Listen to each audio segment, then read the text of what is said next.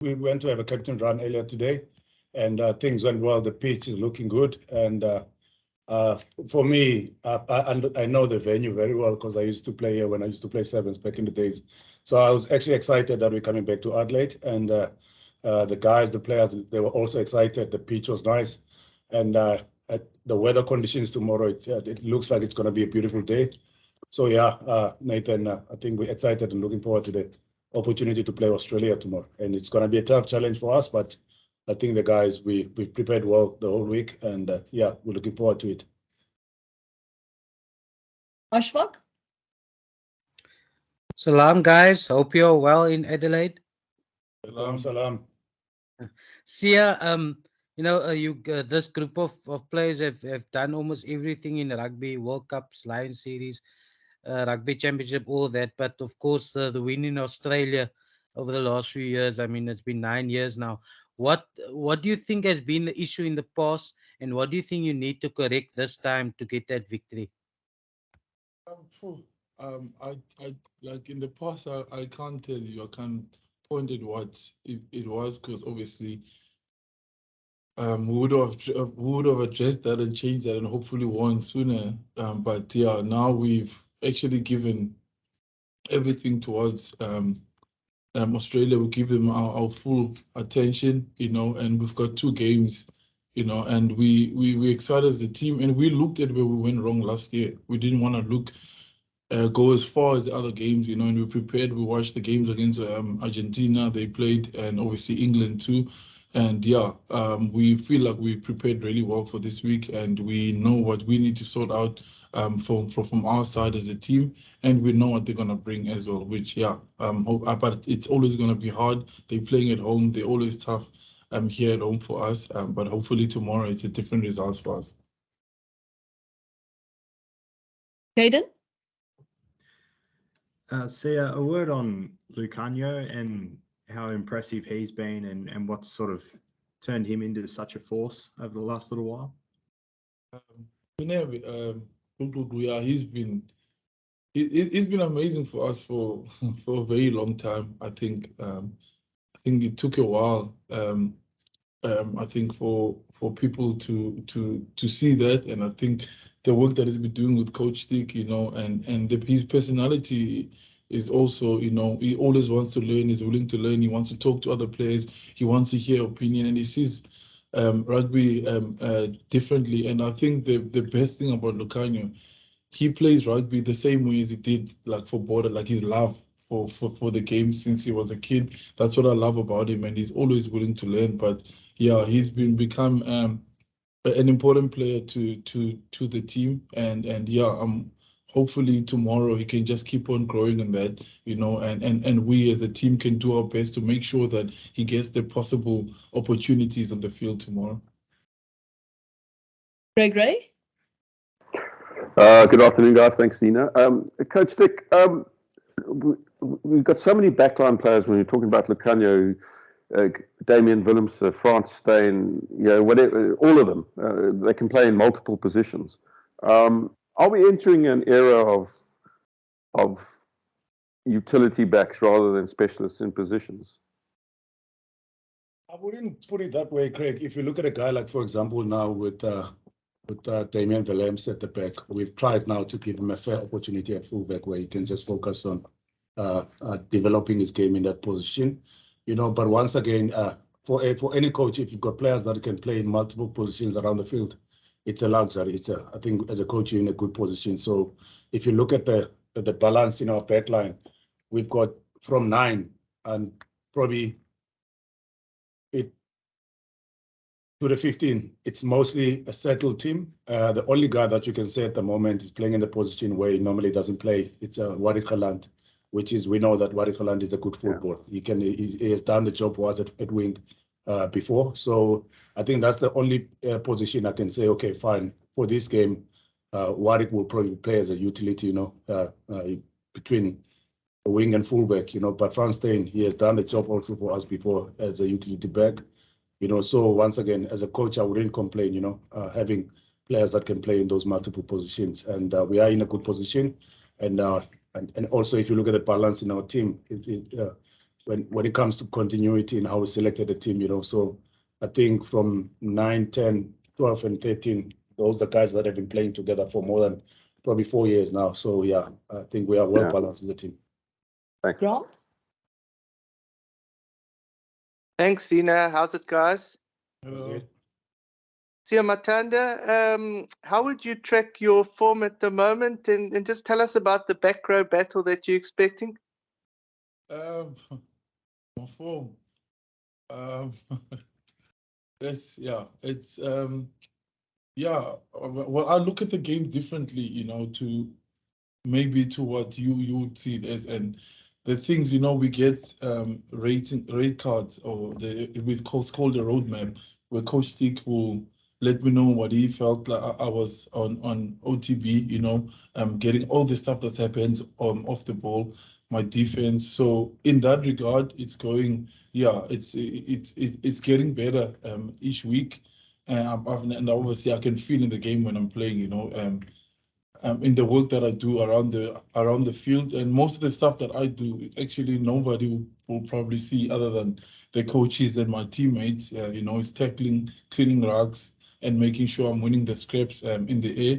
And the one part that maybe I would love to do a bit more is carry a bit more. And yeah, and our loose forward, I think, yeah, we last week was tough for us, but hopefully, yeah, we can be better now. I think we're a week stronger than we were before, so I'm looking forward to the battle. They've got strong loosies too, you know, and they've been playing really well.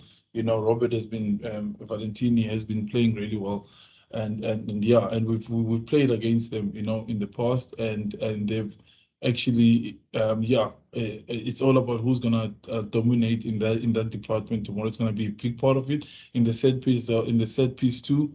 But I think the other loose forwards do make a big difference, especially in the breakdown and getting momentum for the team.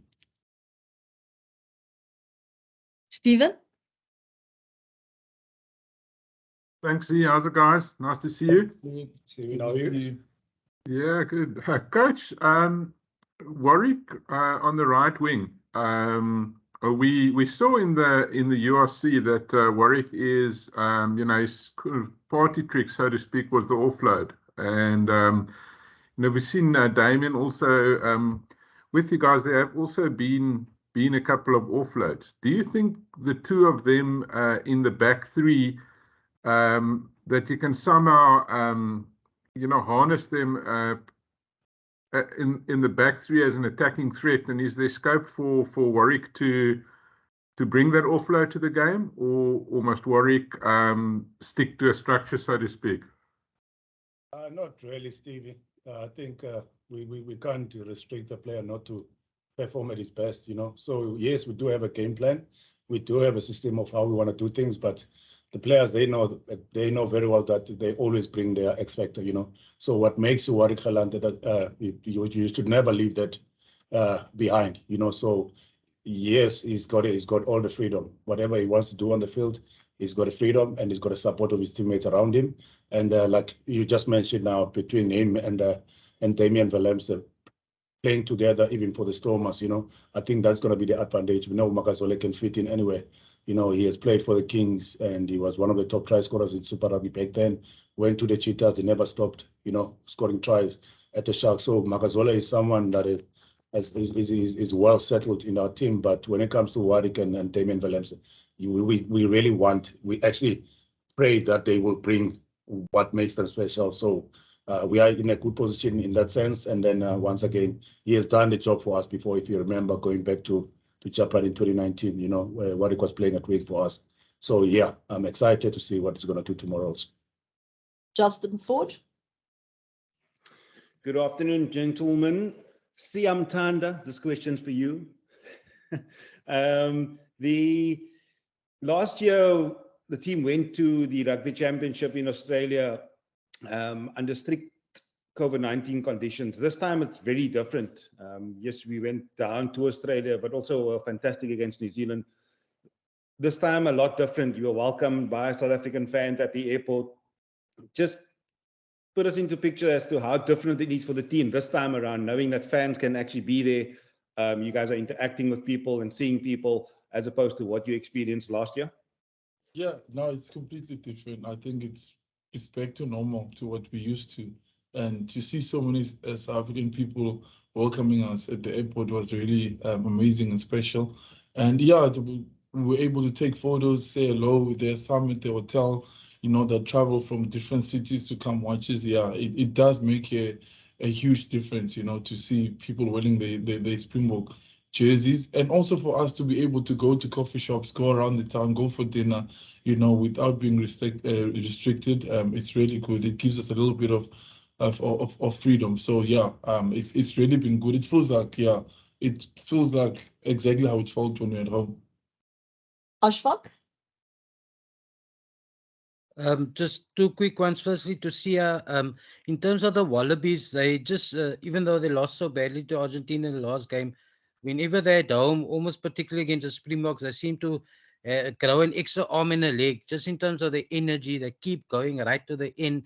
How do you sort of counter that? And related to that, Stocker, in terms of the bomb squad, will there be a different strategy this week compared to the Ellis Park game?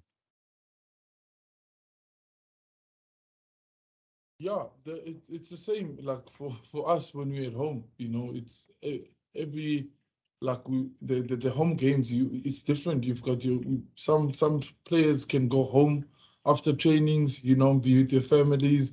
Whatever, you get that little bit of energy, but also the crowd. You've got probably 90% of the people are behind you in the stadium. That energy. Knowing from us being at home now, playing those games, in South Africa, it makes a huge difference, make a big difference. And yeah, you don't want to disappoint, like, anyway, when you play for your country, but especially in front of your own home supporters. And yeah, and they bring it, and we hear the crowd, when the crowd is going, and loud, that the home team is doing well. But the biggest thing is to make sure that we do everything we can, to make sure that the noise goes down, as much as it can. Then we know then that support doesn't, affect you as much, because that means your plan is going well. Yeah, Ashfaq, when it comes to our plan and how we use our bomb squad off the bench, I think our players from 1 to 23, they all understand that we always look for players to get into as many battles as they can. So the moment the player is starting to disappear and get tired, and that's when we sometimes make changes. And as you saw at Ellis Park against the All Blacks, where we made early changes in the first half, it's not because of the mistakes that the players were doing on the field. Once we know that, for example, a guy like Dwayne, coming back from the injury, he understands very well that the plan was he must get out there and then just make sure that he throws himself into as many battles as he can. And the moment he doesn't offer us those battles, that's where sometimes we make changes early, sometimes even in the first half. I think it's something that we've done it in the past season. It's nothing new, So once again, those guys getting an opportunity again, where Dwayne coming back from the injury, a guy like Joseph Dweba, the last time he played, it was probably in Bloemfontein, So to give him a fair opportunity also to make sure that they get better in their departments also. So once again, if Dwayne can push 50, 60 minutes tomorrow, we'll always go, as long as it does offer us those battles on the field. And the same goes with all the other players around the park. So, but yeah, once again, when it comes to the strategy is always to make sure that we get to as much battles as possible on the field.